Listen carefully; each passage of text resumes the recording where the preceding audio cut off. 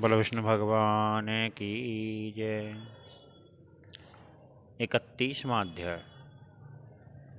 तो ब्रह्मा जी बोले कि हजारों अश्वमेघ तथा सैकड़ों वाजपेय यज्ञों का फल एक प्रमोदनी एकादशी का व्रत रखने से प्राप्त हो जाता है। जिस प्रकार अग्नि रुई के ढेर को जला देती है, उसी प्रकार हजारों जन्मों के पाप प्रमोदनी एकादशी के जागरण से भस्म हो जाते हैं। हे मुने, तुम प्रमोदनी एकादशी के पापनाशक, पुष्टिवर्धक तथा मुक्तिदायक मातम को सुनो। सब तीर्थों तथा समस्त दानों से जो फल प्राप्त होता है, उससे करोड़ों गुना फल प्रमोदनी एकादशी के जागरण से मिलता है। भगवान मधुसूदन किसी भी यज्ञ, दान तथा तीर्थ सेवन से संतुष्ट नहीं होते, जितने कार्तिक मास में शास्त्र कथाओं के प्रवचन से होते हैं। जो मनुष्य जागरण की रात्रि में भगवान के लिए कपूर का दीपक जलाता है, उसे करोड़ों कपला गाय के दान का फल मिलता है।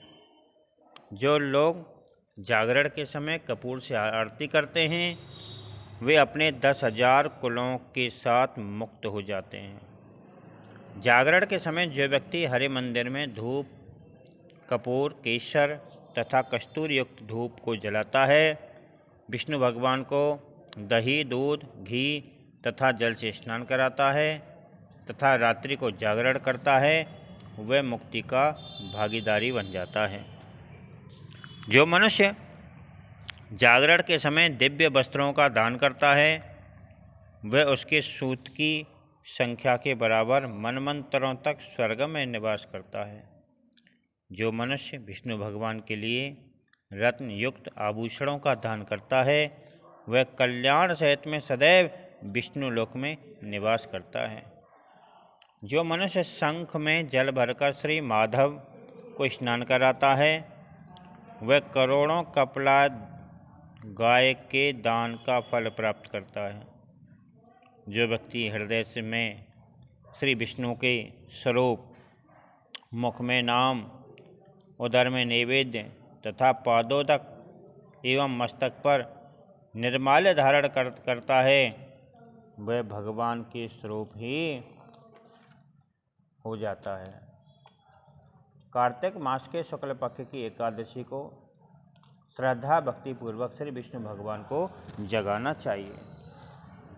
नित्य गीत, वाद्य तथा ऋग, यजुर तथा सामवेदों के गायन, वीणा, प्रबड़ के वादन, पुराण श्रवण, वासुदेव कथा, स्तोत्र, पुष्प, धूप, नैवेद्य तथा सुंदर दीप स्तंभ द्वारा श्री हरि का पूजन करें और यह कहे कि हे जगत निवास ब्रह्मा, इंद्र, रुद्र, अग्नि, कुबेर, सूर्य, चंद्रमा आदि आपके चरणों में वंदना करते हैं। हे प्रभु, आप मंत्र के प्रभाव से सुखपूर्वक जगें। हे जगतपति, आप निंद्रा को त्याग कर उठें। आपके सोने से संसार सो जाता है तथा आपके जागने पर जाग जाता है। बादलों के चले जाने पर दिशाएं निर्मल हो गई हैं। हे प्रभु, आप शरद ऋतु के पुष्पों को स्वीकार करें। हे विष्णु, आपके जागने पर ही सभी क्रियाएं कार्यरत होती हैं। क्षीर समुद्र में शयन करने वाले अनंत भगवान जब शयन करते हैं, करवट लेते हैं तथा जगते हैं, उस समय वे गरुड़ वाहन भगवान व्रत रखने वाले को अभिमत फल प्रदान करते हैं। एकादशी की रात्रि में शयन, दिन में उद्यापन तथा संध्या के समय करवट लाने का कार्य विष्णु भगवान को करना चाहिए, विष्णु के भक्तों को करना चाहिए। एकादशी बीतने पर द्वादशी को अरुणोदय काल में पहले ओबटन, इसके उपरांत में पंचामृत द्वारा स्नान करना चाहिए। गोरोचन से तिलक करें, वस्त्र पहनावे तथा पुष्प और कुमकुम से पूजन करें। धूप नैवेद्य तथा खीर से हवन करें। इस प्रकार श्री भगवान का पूजन करके ब्राह्मण को भोजन कराए। वस्त्र, आभूषण, रत्न, खीर, कुमकुम, फल, पुष्प, गाय और अश्व तथा दक्षिणा दे। जो लोग 4 वार्षिक मासों तक नियम पूर्वक इन कृत्यों को करते हैं तथा ब्राह्मणों को भक्तिपूर्वक दक्षिणा देते हैं, उन्हें विदा करने के बाद स्वयं भोजन करते हैं और व्रत उपवास के मंत्रों को पढ़ते हैं, वे सब पापों से मुक्त हो जाते हैं। प्रार्थना करते समय यह मंत्र पढ़ना चाहिए कि हे देव, मैंने आपका जो व्रत किया है उसकी सभी त्रुटियां आपकी कृपा से पूर्णतः प्राप्त हों। जागरण, गायन, वादन तथा नृत्य श्री हरि को अत्यंत ही प्रिय है। इसके महत्व का वर्णन कोई नहीं कर सकता। हे मुने, अब मैं पुनः भीष्म पंचक का व्रत के विषय में बताता हूँ।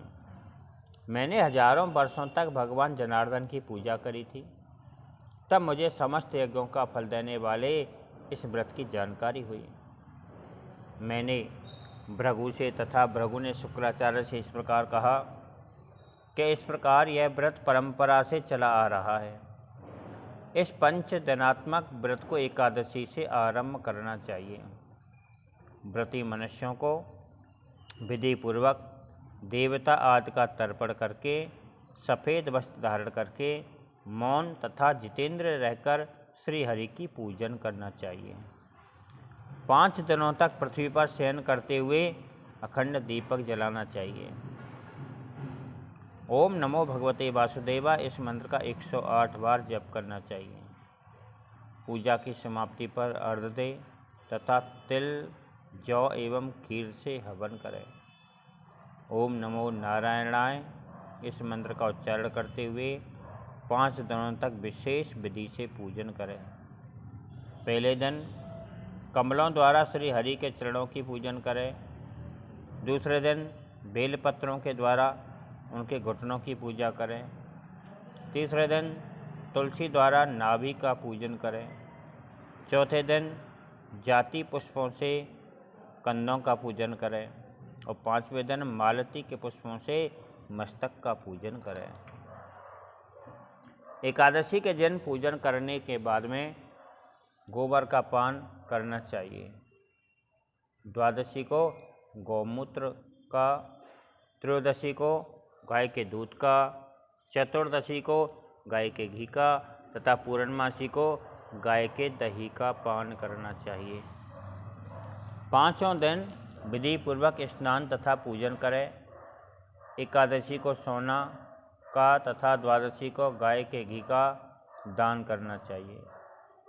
एकादशी को गाय का, त्रयोदशी को गाय का, चतुर्दशी को घी का तथा खीर का तथा पूर्णमासी को सफ़ेद और काले तिलों का दान करना चाहिए। पूर्णमासी तिथि को विशेष रूप से आंवले के वृक्ष की छाया में श्राद्ध करना चाहिए। ऐसा करने से इस हंस नामक ब्राह्मण युधिष्ठिर नामक राजा बना था। भीष्म पंचक में प्रतिदिन भीष्म को अंजलि देनी चाहिए। वसु के अवतार शांतनु के पुत्र चंद्रवंश में उत्पन्न भीष्म को मैं अर्घ्य देता हूँ। व्याघ्र पद गोत्र सांकृत प्रवर संतानहीन भीष्म को मैं जलांजलि देता हूँ। सत्यव्रती पवित्र गंगा के पुत्र महात्मा तथा अंजनीय ब्रह्मचारी भीष्म को मैं अर्घ्य देता हूँ। ऐसा कहने से वर्ष भर के किए गए पाप तुरंत नष्ट हो जाते हैं। उक्त मंत्रों के द्वारा सभी वर्णों के लोगों को भोजन कराने के बाद में व्रती मनुष्य को स्वयं भी भोजन करना चाहिए। जो लोग ऐसा करते हैं मुक्ति उनके हाथ में रहती है। बोलो विष्णु भगवान की जय।